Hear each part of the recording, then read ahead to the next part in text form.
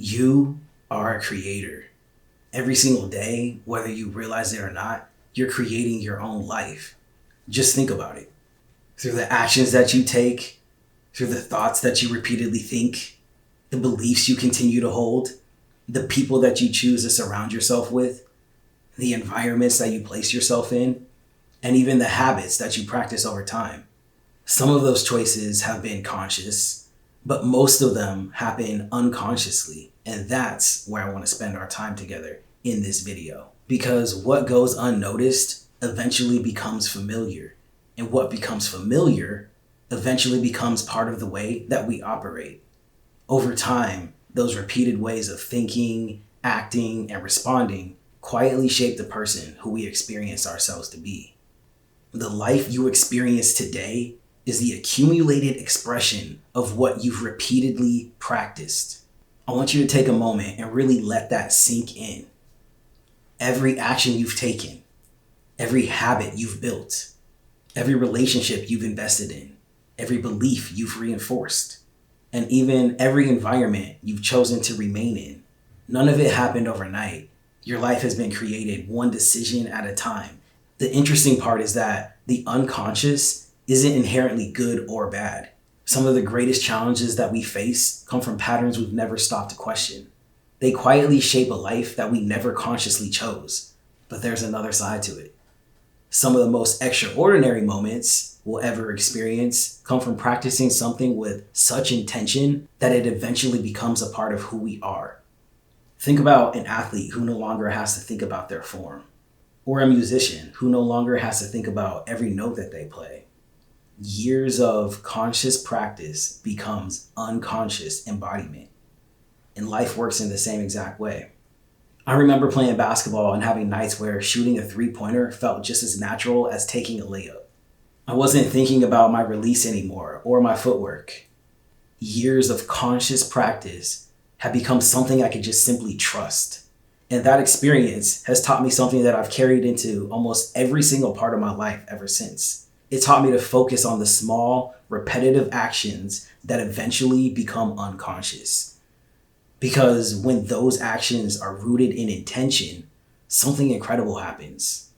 You stop forcing every movement. You stop second-guessing yourself. And you begin flowing with the highest and most capable version of yourself. I know what that feels like. I can feel when everything within me is operating together. My belief is steady. My confidence becomes quiet. My energy is focused. I'm no longer fighting myself. I'm simply expressing what's already there. And maybe the greatest lesson that basketball ever taught me is that actions do the talking. I don't have to convince anyone of who I am when my life consistently reflects it. Basketball carried me through the college level, but the greatest lessons that it ever gave me had nothing to do with the game itself.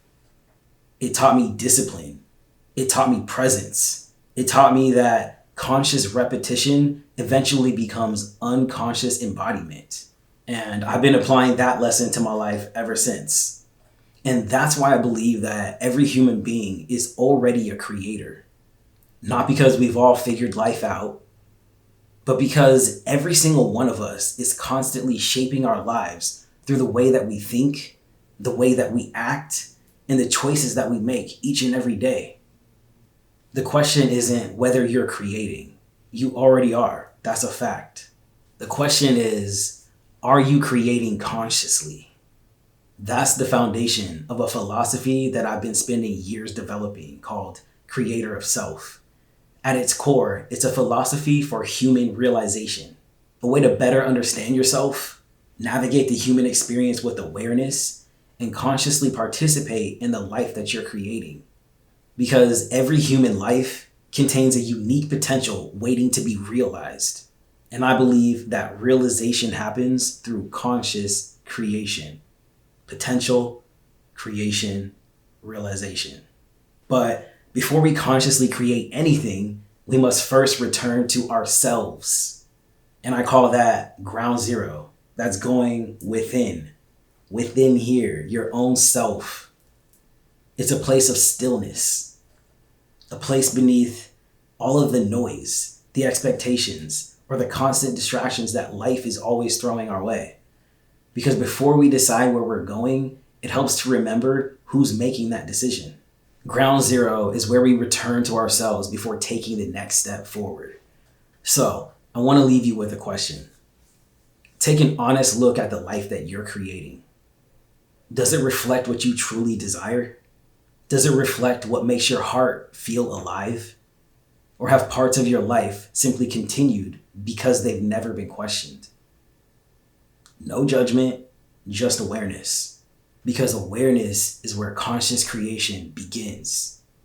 You are already a creator. You always have been. You always will be.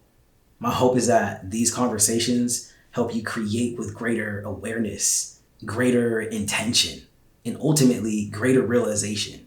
I'm Saint, and I'll see you in the next one. Peace.